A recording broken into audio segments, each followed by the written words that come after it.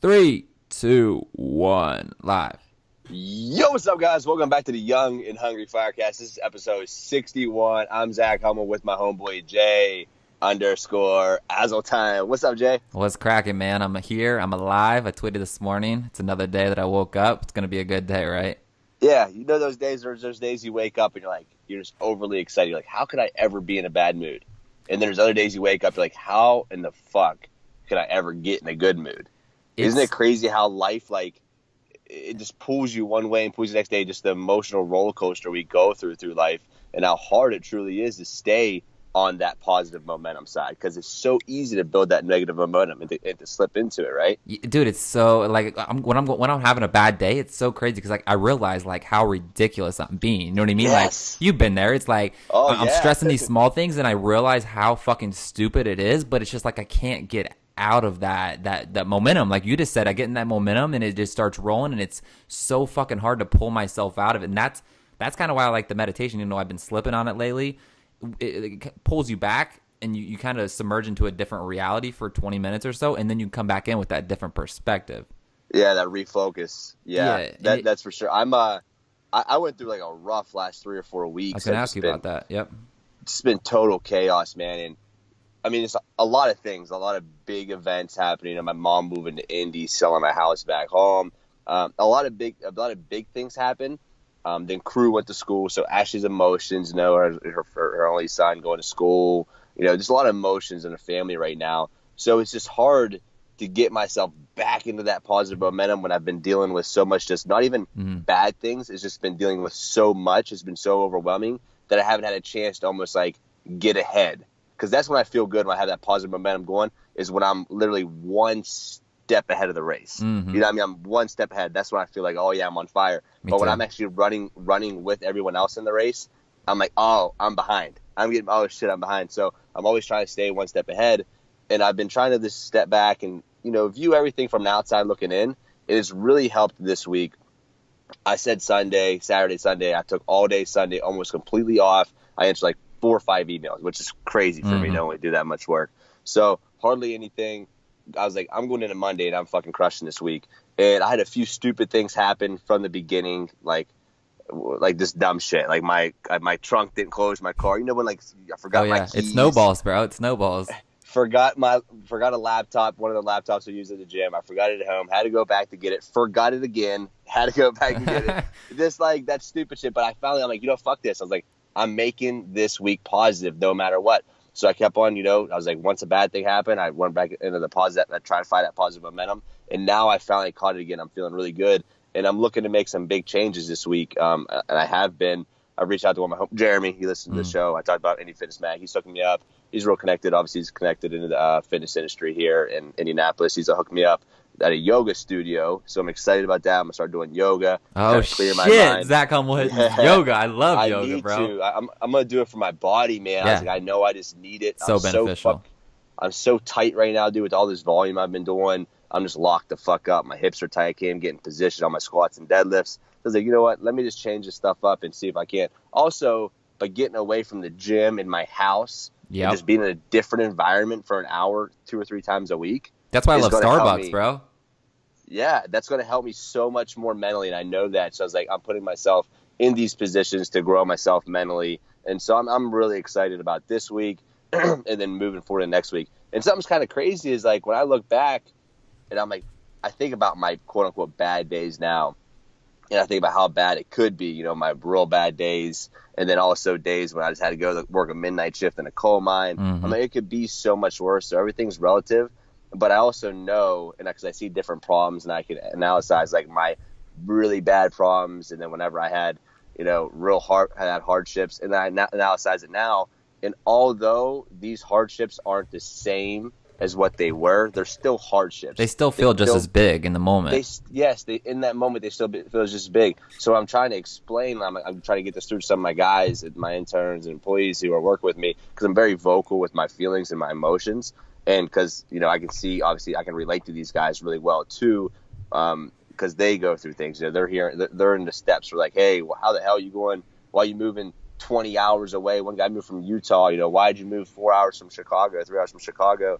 to be an intern or you're crazy. So I can connect to those guys and explain to those guys like, hey, listen, even though these emotions might be real big right now, I'm telling you, it's just you feel the same no matter what might happen, you know, unless it's like a death in the family or something extremely tragic, you know what I mean? But just regular hiccups and bumps in the road in life, they all kind of feel the same. They're all overwhelming.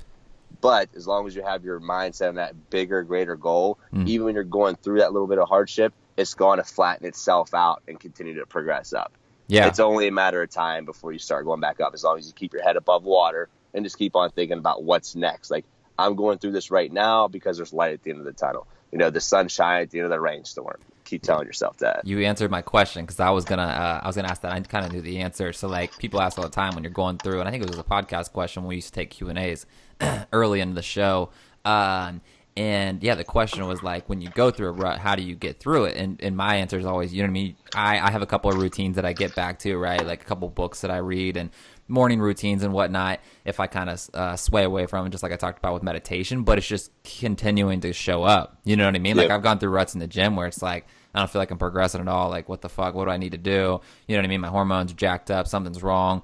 And I just kept showing up. You know what I mean? Like, just continuing to show up. Same thing in life. Like, if you just keep showing up day in and day out, then you're eventually going to end up at the top, most likely. But yeah, what you were talking about. Go ahead. Something I did, dude, is I'm changing my routine. So I feel like I've been so stagnant in a routine that I'm like, I need to change. Like, I've been training now at 5 o'clock ish for a long time. I used to go home like an hour, 2 hours before I would train to reset, do some emos at home, then head back to the gym. And so wasn't in work mode still. But now I'm going to go train at 10 o'clock today. And my normal training schedule is going to start at 9 o'clock. I'm actually going to train every day at 9 because I feel like I need a spark. I need something new. I need a change. The only thing that's ever stay the same is change. So I'm actually changing my training and work schedule. Now, not everyone's going to have this ability, because you might work a 9 to 5 or 7 to 5 or whatever. Therefore, you're like, well, I can't just go train at 9 o'clock. I can either train at 4 a.m. or 6 or 7 p.m. So you might only have two options to choose from. But changing a schedule has always helped me get some fire back, because when I get involved in change, I get that new feeling. And sometimes I can, it's like a fresh start. I can grasp onto it, and like new day, new me kind of thing. So that's what I'm going with right now. That's kind of like I talked about last week, I think, with when clients join my program for weight loss, right? It's like a lot of them, I wouldn't say a lot of them, some of them know what they should be doing, but it's like they flip that switch, and it's like a fresh start. You know what I mean? They turn over that stone, like you just talked about. It's like, okay, you know what I mean? Fuck what happened already. What that's in the past. Now I got this fresh start, and it seems to just make such a difference with so many people that I've worked with, man, just from that fresh start feeling. Yeah, dude. And sometimes you know, when you're looking at nutrition or programming, I get it from an out. Like, I can get it, especially work with a ton of clients, and even myself. Like, when I'm looking at like a 12-week or 16-week cycle, I'm like, okay, man, here's where my nutrition needs to be. Here's where my programming needs to be. I need to make sure in that 16 fucking weeks, every single day I'm drinking a gallon and a half water. And you're just like, look, and it gets overwhelming fast. So I can see if you're not actually like, me and you live this lifestyle, if you don't truly live the lifestyle, which is totally fine. If you just want to lose weight, whatever, that's not knocking at all. That's just, you're more of, okay, I go to work, I'm successful in my job, and I have a family, and I'm just working out to stay in shape or to look good. Yeah. Where if you look at it that way, and you already have so many other stresses in your life, and you go about programming and coaching and nutrition, it's better to go that route. Therefore, you don't have to weigh that extra stress. Yeah, that's just one less shit you have to think about. You're like, Jay got that for me. He just writes down what I have to eat, and I fucking eat it. He's my coach, and I'm the athlete. Dude, I literally did a video on that last week. It was called Don't Stress the Results, Stress the Game Plan. And obviously that's meant to be taken with a grain of salt, but I applied it to dieting, to where it's like, this is when it's extremely beneficial to have a coach, because you don't have to worry about you know what I mean, making changes to the diet and whatnot. Like, I tell my clients this all the time, let me stress the results. That's my job. You stress sticking to the game plan that I give you. And if you do, then great. Pat yourself on the back. You know what I mean? Like, that takes so much stress off of the the client, if you want to call it that, or just the person trying to lose weight, because they don't have to think about, well, do I want to make this change? Because a lot of people, man, they get overwhelmed with that, and they just become so anal with, I don't want to make this change. That's another big thing too. They don't want to make changes. They get really afraid to make changes and experiment, but also too, like, they don't know where to begin. It just becomes really stressful, like you said, with normal everyday life. You got work, you got kids, you got a family, you got a social life. You know what I mean? You got a million different things. You might be trying to get out of your normal job and start your side hustle. It's like, fuck, man, where do I fit in time to stress over my diet? So even if you don't have a coach, though, it's good to just come up with a game plan, let it run its course for, let's say, 2, 3, 4, 5 weeks, depending on what you're doing. You know what I mean? And don't stress the results.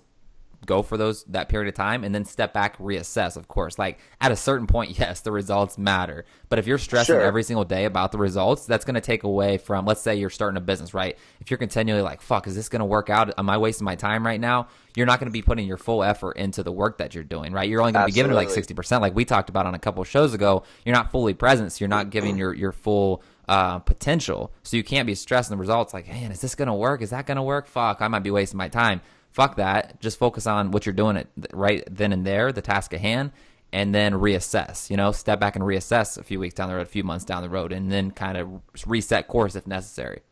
1,000%, man. That's a great way to look at it. Just having that coach definitely takes that extra stress off of you immediately. And if you do want to wear that, if you do want to be your own coach, something that I work on, like since I obviously coach myself for the most part, every once in a while I'll get a nutrition coach just because I like that accountability.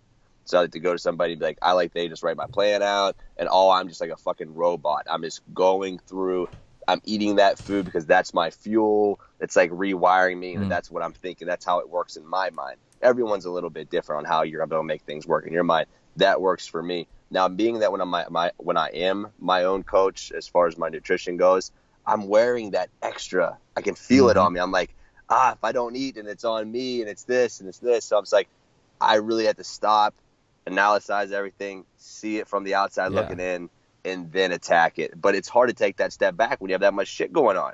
Speaking of coaches for you, I learned a lot when I worked with you for a bit, just realizing that some people, because you know what I mean? Like, a lot of people don't need the amount of carbs that you do. And I'm starting to find that my body needs more carbs than I've ever put into it. But yeah, when I worked with you, that was really early on when I started coaching people too. And I realized, fuck, like, some people, you know what I mean? And same thing with the fasting too. Zach's body doesn't do well with fasting. Zach also needs a shitload more carbs than most people. So that was a really good experience for me. That was that was back in Cali. So that was almost a year ago, actually. Yeah, about a year ago. Yeah, that was it too. So that was a really good learning experience, obviously, for both of us. I've never gone really low carb before, and we learned quick. You shrunk up like a prune. Yeah, he's like, well, we need carbs ASAP, man. So it's obviously a learning experience, but it's definitely great to have a coach and have someone you can go to and look forward, just get your meal plan, whatever it might be, and adjust accordingly. It's not that you can't do it on your own. Sometimes it's nice just not to have to wear that extra. And that's why I still even go out and get it myself. My only thing was with the programming. I've always had problems with programming, going and trying different programming. For instance, like,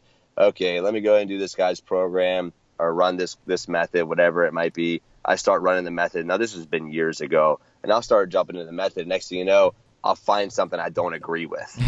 And that's just bias. It is what it is. But it's like, what the fuck? If you're calling for heavy ass bent over rows, a lot of powerlifting programs, you want heavy rows. And sometimes it's hard to fit it in. I get it because it's a taxing movement. But it's like, why the fuck am I doing heavy bent over rows the day after I just tax my posterior chain with conventional deadlifts and good mornings and tons of hamstring work? So I'm totally fried by posterior chain. I can't even get in position to do a bent over row. But now you want me to go up to 500 for bent over rows today.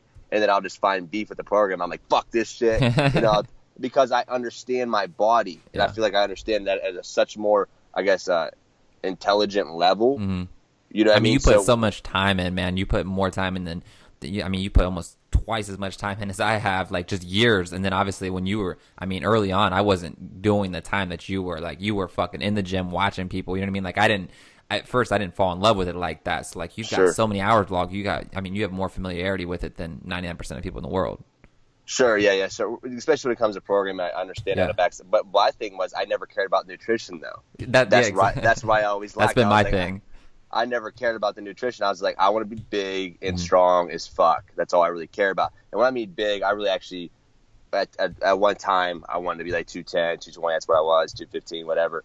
And then I was like, okay, I'm the strongest around 195. So I went back to 195, And now it's just obviously about being, somewhat aesthetically pleasing, and then as strong as I possibly become, the strongest specimen I can possibly become. And it took me a while to realize, like, I got to have my nutrition, because I was able to get away with burgers and shit through high school, and even a little bit like 19, 20, 21, I was getting away with that shit and still seeing good progress, for the fact being that I was young and my body was able to process that. But I can only imagine if I would have had the knowledge about nutrition that I have now, and the resources for nutrition coaches I have now when I was 17, 18, man, I would be a whole new person right now. I love what you're saying these resources. Because my training partner, shout out Grant Shoemaker, he listens to the show. Fucking just athletic freak, right? Corey and I were talking to him this morning. Like, just raw D1 athlete, could have played sports in fucking like a legit, D1 school. And he's never really taken his nutrition seriously until he started to get around Corey and I, and he kind of starts to see, because he was coming to the gym every day, still does most days, and eats fucking like ice cream at 3 a.m. before he comes to the gym, and like Frosted Flakes and shit, and he's starting to realize like the mobility stuff. He's starting to put in time in the mobility, because he gets away with a raw squat. He can do like mid 400s, no wraps, just raw. You know what I mean? Like the butt wink and all, and he just puts the weight up because he's naturally just a fucking freak. And then same thing with the nutrition. He's extremely lean, just lives that way, doesn't have to try. And he's starting to realize, there's more to it. You can really get a lot more out of your body. So when he hears that, I think it's going to even push him a little bit more. Yeah, it's going to turn on some light bulbs. Because at a certain point, you just can't, you can get away with it, but you start to realize, wow, I can, I can be at a 5 or 6 if I'm doing this, or I can take my shit to a 10 if I'm really putting all the time into it. Yeah. Because everyone's baseline's relative. Absolutely, and everyone's goals are a little bit different. Some people might I want 18-inch arms, 20-inch arms, and some people might I want 25-inch arms. So everything's different. People's different goals. Obviously, it's going to determine your nutrition and how you train, and even your attitude. More importantly, your attitude. Yeah. If you have bigger goals, you're going to have a bigger attitude. It's just kind of how it goes. So that's why whenever I'll be talking to guys on my team and clients and asking them goals, I try to hit everybody up on Monday and what's the goals for this week. And I can tell by the people who hit me back, even reading emails, who set the tone for their week, who had the biggest goals because they have the biggest attitude. I hear coming back, not a negative attitude, a good attitude coming back through the email. Like, I'm hyped this week. I'm crushing. I've been wanting those 100-pound dumbbells for 10. It's a small, PR. It's a small feat, but I'm crushing it this week, and I'm hyped about it, And I could tell that they set the tone, on day one, and their attitude was there, and they're ready to accomplish, their goals. To where if you go into the week and you're looking like, yeah, I would really like to get the 100s for 10 this week. You're probably not. You got to dive all the way in. Isn't that crazy? You can tell just by the mindset what they're saying.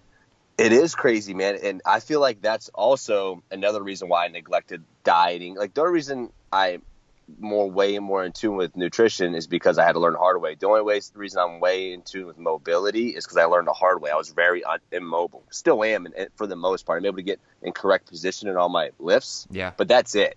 But literally that is, I had to stretch 15 minutes before I even train to even get in those positions. So it's not like I'm the most mobile person in the world. Never would say that I am extremely mobile. But what was I saying? I forgot. You were saying about learning through the hard way, which this is going to be a great conversation. I love this part. Yeah, I had to learn so I had to learn the hard way. I had to learn by fucking being immobile and eating like shit. But I always had the attitude to keep me going. I've always had the willpower and the drive, just the fucking sheer grit. Yeah. That's what's always kept me progressing is my mind. I've just always fucking believed and looked like, if that motherfucker can do it, fuck him. I can do it. He ain't I've never looked at no man to be better. Now catch this, better or worse than me. I literally look at everyone's on a solid platform. You really do, and you can tell this from an outside perspective. Yeah, some people just work a lot harder than other people. Now, don't get me wrong. I am not Shaq. I'm not genetically gifted. I'm talking about the 99% of the people in the world who doesn't get that 0.1% extreme gift and whatever. But also that 0.1%, there's a lot more other of those specimens out there who threw that gift away. 1,000%. So there's a 1,000 ways to look at it, You streamlined me into a conversation that I wanted to bring up, actually. I wanted to work it in. Talking about learning through the hard way, right? So something I've been getting into is Stoicism, which is like super ancient, just kind of way of thinking. And one of the big things they talk about is that nothing is inherently good or bad, right? And we've talked about this before, that we define things. We give these things labels of this is good, that is bad. You know what I mean? Like I had a bad day. Well, why did you have a bad day? It was an opportunity to learn. You know what I mean? Like say you had a really stressful day, a couple things that didn't go your way. It wasn't a bad day. It was just a character building day is kind of how they word it. You know what I mean? Looking at things that way. But that applies directly to learning the hard way, right? So a lot of the things that I've learned and I'm now able to apply to a client, it's because I learned the hard way, right? So through one of the examples is trashing my hormones, you know what I mean? Like I wasn't eating nearly enough food and going through these preps and training like a fucking madman, not listening to my body. Learned the hard way that my body needs recovery days in at certain times and I need to eat more food. Another really tough learning experience was last year in Cali, right? I thought I could get away with like a 6-week cut and be just as shredded as I always get. And it didn't happen. You know what I mean? Like I had to deplete the fuck out of myself. That was part of the reason my hormones got trashed. Like you remember how miserable I was in Cali. I didn't give myself nearly enough time. I had to do a shitload of cardio heading into it. And I didn't eat really any carbs for like 6-7, I think it was only a 6-week cut. And I looked flat. I didn't look lean. And I was salty as fuck. And I felt like shit. You know what I mean? So, but I can look at that one or two ways. Like I could be super salty about that experience or I can use that as a learning experience, which I did. You know what I mean? I applied that to this past cut for the show. I look better than ever. Now I'm using things that I learned from the past cut to apply to this one. And the same thing with a lot of different areas in life. You know what I mean? You just gotta take it on the chin, and it's all about how you perceive those events. It's not inherently good or bad. It's just how you perceive them, and then how do you utilize it. Which is extremely difficult. It is. It's really hard. And it's super deep. You have to totally reprogram everything you've ever known, ever. You know what I mean? And every emotion you've ever felt. You have to totally reprogram yourself to what you believe and what you perceive as good or bad. I really like that, though, because everything is relative. And there are days where it could be a quote-unquote bad day for me. Like when more tragic events happen, like something in the family, not a death, but like something in the family and a job loss or this goes on, or like even a great event, like someone got a really good job or something happened. I don't get overly emotional about either way, like either side. Unless they're really close to me. My closest people to me, like my mom and Ashley and crew, are the closest people to me. Yeah, super small circle. Their little things get me excited or worked up, either or, because I have so much love for them. But just like even like outside noise, like even like guys I have mad love for, like guys on my team and stuff. If they have something good or bad happen, I don't let it affect me emotionally either way, good or bad, because we only have so much emotion to give, and I truly believe we only have so much emotion. And we only have so much energy and so much stress we can give to other people. I try not to just throw it out all the time and just give it to everybody. Now, I do believe that there is a difference in giving, being passionate, right? I am passionate about, for these guys and about whatever's going on, but I try not to invest all of my emotion into it to leave me emotionally exhausted after. Be a constant roller coaster. Yeah, but I'll be passionate about, obviously, their topic. And I learned that through Ashley. She works, she was a hairstylist. Ashley crushes it. She works part-time. I mean, I don't like to talk about money, but she does very well, extremely well for what she does. And even at a part-time job, she makes more than, I think, like 99% of the girls in her salon do it full-time. So she's a total boss. But she's been in the industry for like 15 years, man, like a long time. She started working there when she was 15 as a receptionist, and she knows all the ins and outs. But I realized when I was at Ash, she'd come home all the time with different emotions. We both get to help each other with this, where she'd come home and be telling me about her day. The one lady's son just overdosed. The next lady's son's going to college and is a pro golfer or something. I mean, it's just all over the place. Her clients are, and they're always consulting in her. And she's like, was telling me like, she would ride each emotion. So one day she had the relationships with these people. So one day she'd be crying, or one client she'd be crying, the next one she'd be happy with. And I was like, man, how do you deal? So I started teaching her how to deal with that. And as I was teaching her how to deal with it, she was actually teaching me. And I was actually teaching me through teaching her, like, hey, man, don't get overly invested in the small shit, because it's just like, or in other people's shit. That's too much of you to give, and you won't have enough of you for yourself to put out, positive energy in the world. So that's something else I've been working on, which is at a much deeper level that I have to figure out, or you'll have to figure out on your own. Yeah, because if you pay attention, man, and this leads me into the quote of the day, man. You're leading me into all these segments today. If you really pay attention, though, man, there's certain people out there that always have something going on, right? There's always something. I got a friend like that. He's got some sort of sickness every fucking time I see him. It's got this going on, that going on. You know what I mean? So that leads us on to the quote of the day. So Zach and I are going to do this little segment. We're going to kind of experiment with it. We want some feedback. Basically introducing one quote per show. You guys know if you follow me on Snapchat, I post quotes all the time and books. Get a lot of good feedback on there. So we're gonna post one or bring up one quote and then kind of just break it down. So today's quote comes from The War of Art by Stephen Pressfield, and the chapter is called Resistance and Self-Dramatization. So it's 2 quotes here, and it goes: creating soap opera in our lives is a symptom of resistance. If the level of drama drops below a certain threshold, someone jumps in to amp it up. Dad gets drunk. Mom gets sick. Jamie shows up for church with an Oakland Raiders tattoo. Nobody gets a damn thing done. You know what I mean? So basically when he's talking about resistance, it's that little devil on your shoulder telling you to watch TV instead of doing the work you need to do. So there's certain people, man, they run away from what they should be doing, and they're always using these excuses. You know what I mean? That's why they have this drama in their lives, to basically utilize that as an excuse. So they don't feel like shit. Dude. Isn't that crazy? And I'm guilty of that on occasion, man. And I'll have shit to do. Don't get me wrong, I've done this numerous times. I had a bunch of shit to do, and I'm just like, you know what, dude? I fucking worked 18 hours yesterday. I'm exhausted. I'll catch up to that later. I've done that, and I've made an excuse for myself. Yeah. You know what I mean? I can definitely relate to everyone's that. done it on occasion, but there's certain people, man, like I got siblings. That live their life. Yeah, I got siblings, man, they're not in good places in life. Drug issues, you know what I mean? And one of my brothers, for example, man, it's always something. You know what I mean? It's a car issue, or it's this, or it's that, and it's always something. And it seems to be, you know what I mean? Like they're creating these issues to run away from what they know they should be doing. Absolutely, and that goes down to what I was getting ready to go to, is I have that, I'll do that same thing on occasion where I'll say, okay, I had 18-hour day yesterday, yeah.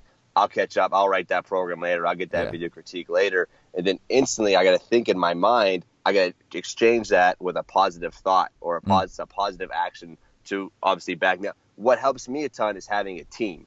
I really believe in having a team, man. I believe I'm extremely strong-minded individually, but when I do want to slip up on occasion like that, it's great to have a team like, yo, we got that article to do, or yo, we got that to do to fill you in. Like, yeah, you're right. I got to do it for not only me, but I'm also these guys' lives is sitting on my shoulders in a sense.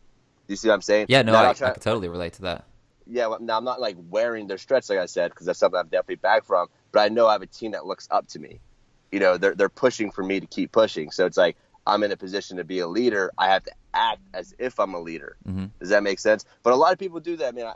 And where I'm from, I mean, it's weird. It's like a whole different, I mean, I don't know if it's every small town or what, but man, I'm telling you, the way people act, and just exactly what you said in that book, oh, this person, this, like, I remember it was about, I don't know, 8 or 9 months ago, I was on a phone call with an old friend from high school I hadn't talked to in years, probably 2 or 3 years. And he was just telling me some shit that was going on. Told me about when he got out of college, and he was telling me something about the hot water heater breaking, and then his laundry, like whatever, washer or dryer broke. Like, just telling me about all this stuff, and like he was borrowing his dad's car or doing this, and like when we were in conversation, I was like, he was so, like, I could tell he was searching for some mentorship, but he was so far gone with his thinking that it would have literally took me to have to sit down with this guy for hours and hours just to like pull him out of his thought process. Yeah. Like when he was thinking in such scarcity, like I couldn't even like explain to him how to think in abundance with this situation. Like he dug himself, like it wasn't like life dug it into, he dug himself into that hole. Like he was telling me like a series of events that had happened, and I wanted to be like, you know, because he was like basically like, all bad luck, why me? I wanted to be like, bro, you do realize you caused everyone, even if you didn't intentionally break your washer dryer, that's the type of energy you put out, man. And as hippie as that sounds, I believe in that shit, because it's one thing after another. Why do you think things roller coaster? Why do you think things go one after another? One after another? Law of attraction, but also, like you just said, taking ownership, right? That's what you see. And coming back to one of my friends, I was just talking about the illnesses. I've used him as reference a few times. He doesn't listen to the show, so we're good. Yeah, it's like, fuck, what did you just say? I lost the topic really quick. Oh, yeah, taking responsibility. Yeah. I blanked for a second. Yeah, it's like it's always something else. It's always someone else's issue. You know what I mean? It's I actually I get super real with them sometimes. I'm like, bro, like all these things are your fucking fault. You know what I mean? Like directly or indirectly, and they're usually directly, but even indirectly too. That's part of that stoicism stuff too. Is that even though it talks about defining the controllables and the uncontrollables, even the uncontrollables, you are responsible for how you react and perceive those events. You know what I mean? Just like the inherently good or bad, even if it's out of your control, someone runs into your fucking fucking car, you are in control of how you react. You can let that ruin your day or Boom. not ruin your day. You know what I mean? Like, so at the end of the day, everything is fucking comes down to you and taking ownership of it. Fucking 100,000%. That was the point. That was what I was trying to get to, but I could not. I'm having a hard time getting all my thoughts out. That's why there's two of us here. Podcast. The good thing there is, I think about that sometimes. Like, man, if I ever podcasted by myself, I'd ever really I'd forget what I was saying. I'm like, oh shit. Now who am I gonna ask what I said? I started doing those webcam videos on my YouTube to where it's literally just like this, but it's just me. And the first few were so fucking weird, man, because you know what I mean. It's constant. Blah, blah, blah, blah, blah, blah, blah, blah, like talking the whole entire time. It's kind of different. It's really different. And I listened to a podcast like that just recently, and I was just like, he just started rambling and got into these rabbit holes, and I was like, man, I lost him. You know, throughout the podcast. I was like, I really like podcasts with 1, 2, 3. You know, sometimes when it gets like 4 or 5 people on there, it gets a little bit too much for me. Way too crazy. But you know, the 1 or 2, 2 people is 3 people. It seems like definitely a good spot. It's the perspective thing, and someone can relate to it. It feels like them and their homies. That, you know what I mean. That's what it's all about. It's like they can relate, and it feels like them and their homie just sitting there talking. Real quick though, before we cap up, the team thing though, that's something I've really benefited from recently. I obviously don't have the team that you have, but just from the aspect of Danny Walters, for example, he's Corey's editor on the site. Hits me up every week to make sure I got an article. You know what I mean? Like, yo, you got that article for CoreyGFitness.com. And even if I don't feel like writing one, you know what I mean? I got that person to be accountable to. But on a larger scale, the social media family that we have built and Corey started, you know what I mean? And now we've kind of, you know what I mean, brought it up and we got our own people as well.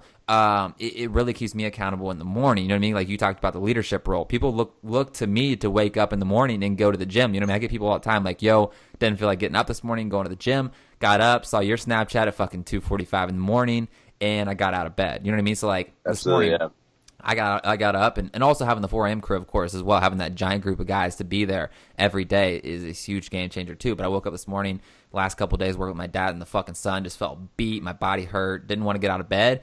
I was like, well, you know what I mean? Like, I'm going to get called out for it. And also people, you know what I mean? People are looking for that too. They want to wake up and see that, and that's going to push them to get out of bed too. So it's that team mentality on a larger scale. It's like, it just makes a world of difference. Accountability, of course, too, but fuck. And that's getting ahead. It's pretty easy to get ahead of normal. Yes. Okay, for normal, the normal person, you know, wakes up, goes to their job, comes home, watch TV. So anything you do outside of that is going to make you a little bit unordinary. Now that already puts you one step ahead of everyone else running the race of life. Whenever you get one step ahead of running the race of life, you're going to have a couple things happen. The first thing's going to happen is people are going to criticize you for what you're doing because you're doing something they're not doing. And they feel threatened by it, so they'll criticize you. So they're going to criticize you for waking up at 4 or 5 and want to go work out before work. Mm-hmm. Then other people are going to start. And the first thing's going to happen, you'll be criticized. And why that's the first thing that happens is directly from the people closest to you, because you will make changes and they will see it firsthand. So they will be the first to criticize you. From then, you'll start to build a community, a group, some people on social media, at the gym, whatever, who are somehow, some way like-minded, because they're doing the exact same thing you're doing. They're trying to better themselves, at least for the most part. It depends on, obviously, gyms you go to. There's always factors. But then you're going to start to build this community. Now you start to build this community. Now what are you going to do to get one step ahead of those people in that community running that race, to where they can now, instead of look to you as a quote-unquote just a peer, but rather in a leadership role, you have to continue to set yourself apart, to be a little bit crazier. A good way to do it is to compete in a show, a bodybuilding show or a photo shoot or a powerlifting meet. That automatically sets you the next step ahead. Mm-hmm. Even if you're not the best built guy or you're not the strongest guy. 1,000%. You're speaking like exactly what I've done.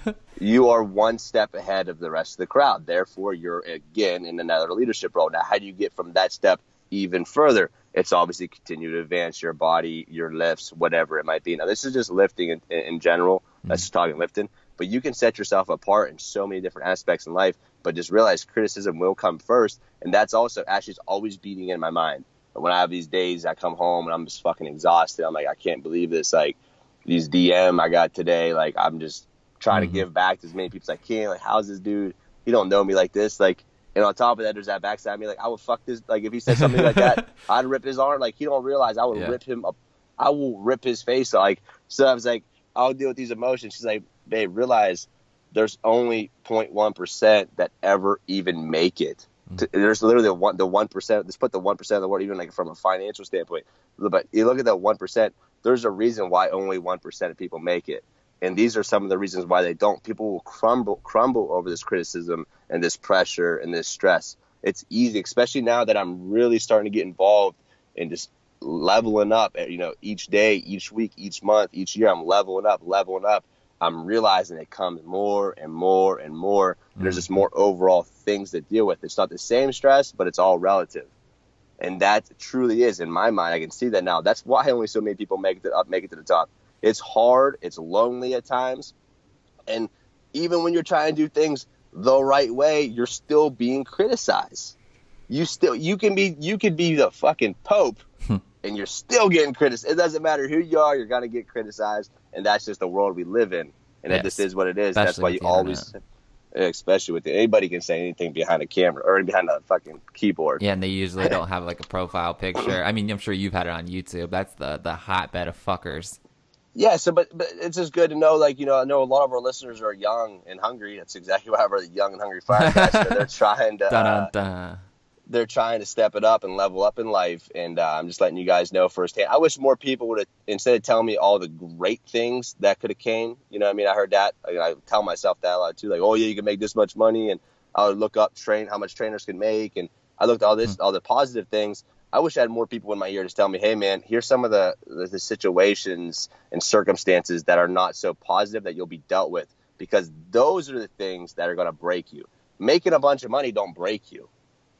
Getting criticized for shit you don't do, being pointed out, being singled out, being left by your peers, saying you changed. These are things that will bother you and hurt you emotionally and mentally. Mm-hmm. So these are things I wish I'd have fed into my mind, letting me know that, hey man, when you're going about this route, know that people are going to talk shit on you for things that for no reason, and you just got to be strong enough to deal with it and know that time will always tell. At the end of it all, time will always tell you. You will always come out on top if you're truly living the life that you're perceiving, always does 100%. Yeah. You got to be able to self-validate too. I think that's big, right? If you're always looking for validation outside of yourself, you know what I mean? Like if you put in the work and you know that you did your day's work every day, then fuck yeah, great. Same thing as like stress the game plan instead of stress the results. You know what I mean? Like if you're always looking for that validation and you're always taking everything to heart, either good or bad, you know what I mean? Like when that person comments and fucking bashes you for some shit, like it's going to ruin your day. And it's funny how our brains work too. You know what I mean? Like we get so many positive comments and that one negative one, it's like, it stands out. You know what I mean? It's like, fuck this guy. You know what I mean? Like at first, but then you realize like, and I think this is 1000% true, is a lot of the time it's just that they want to be in the same position that you're in, and they just were too afraid to either take the step or, you know, they just couldn't get over those obstacles in the way, and now they just kind of settled for where they're at, and now they're like, fuck this guy, he's doing what I wanted to be doing. Absolutely, 1000%. You looked at it. It was always weird for me to say that someone else is jealous of me, because I think that's being arrogant as fuck. Yeah. But jealousy's a real thing. Believe it. I see it. I see it fucking often. I see it weekly. Jealousy is real. It's a bitch trait. It's a fucking faggot trait. anyone ego, man. It's led with ego. It's led with this pure hatred, and it's fucked. And I've literally had people say that they hated on me simply because they were jealous, and I'm like, that is a bitch move. Yeah, like that is like, who in the world would even like? How do you even think that way? Because obviously I look at everybody's, we're all created equal. At the end of the day, guys, like I've said this on podcasts before, you can work 3 jobs, warehouse job, busting tables, whatever you're doing, pick up a side hustle on eBay, and you can make $100,000 a year. Yeah. Anybody can make 6 figures. So if you're not making 6 figures, just know all you gotta do is hustle, and you can make 6 figures. Mm-hmm. So just knowing that the average normal person can make 6 figures, I'm like, hey, I got a gift. I got hustle. I got drive. I got a strong mindset.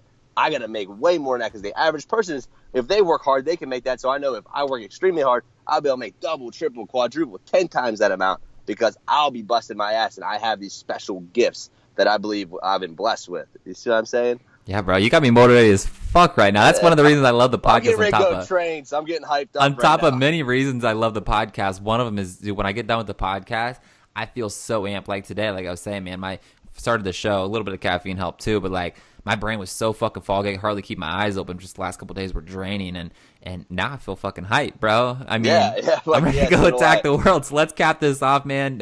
What do you want to leave them with?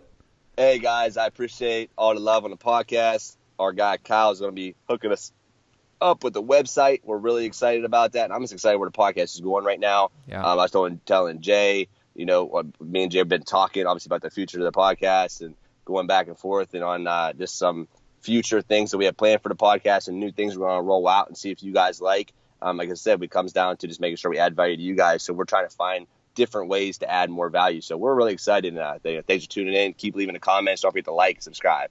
Yeah, and give us some feedback on the quotes. Like I said, I think that's something we could bring into the show. And we want to bring in maybe one other segment. So if you guys have any ideas, let us know. Kyle's working on the website. I think it's going to be extremely beneficial for you guys to be able to search certain topics from previous shows. It'll be great for if you're looking for one specific topic. You know what I mean? Let's say you're looking for mobility, whatever. So we're working on all that stuff. So we're going to be bringing it to you guys soon. We'll be back for episode 62 tomorrow. Peace. Peace.